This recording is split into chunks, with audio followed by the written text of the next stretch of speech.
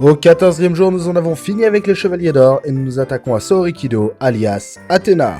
Et vous allez pouvoir remarquer une chose très rapidement, c'est que elle n'a pas la même position que les autres. Comme le Grand Pop, elle possède une robe, à la différence qu'elle, elle a des pieds et une culotte blanche. Voilà, bon bah c'est dit. Après, ça reste une robe, donc c'est très simple, très facile à faire. Je ne comprends pas pourquoi est-ce que ce coup-ci il y a des pieds, ça aurait été tout aussi bien qu'on ait la ligne droite. L'arrière des cheveux est coloré, et ça c'est cool parce que quand on le regarde de face, on a le violet. Ici, bah on s'en moque parce qu'en fait c'est regardé de face.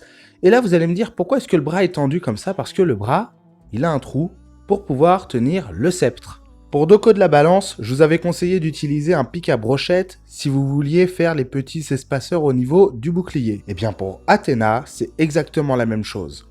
En réalité, son sceptre, il est bleu et jaune, et il est censé être fait en papercraft. Sauf que faire un tout petit truc rond comme ça, un cylindre en papercraft, c'est très embêtant. Donc pour pas s'embêter, je vous conseille la technique du pic à brochette, et puis ensuite, hop hop, ah ouais vas-y, c'est là où je me rate, en vidéo je me foire alors que j'arrête pas de le faire, voilà. Et là on a Saorikido, enfin Athéna, avec son bâton. Donc en soi, le papercraft n'est pas difficile. Il y a la plaque avant où on colle les cheveux. Comme Doko et comme Camus, vous avez ici en plus des cheveux, des touffes de cheveux.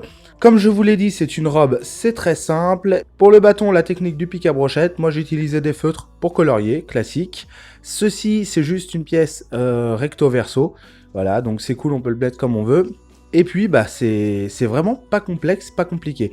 Ce qui est un peu embêtant, c'est de faire les pieds. Enfin, c'est pas de faire les pieds ce qui est embêtant. C'est après de les coller sur la plaque et de venir mettre la plaque. Maintenant, vous avez les deux feuilles de patron qui servent à faire Athéna. Vous avez en rouge les languettes que je vous conseille de supprimer.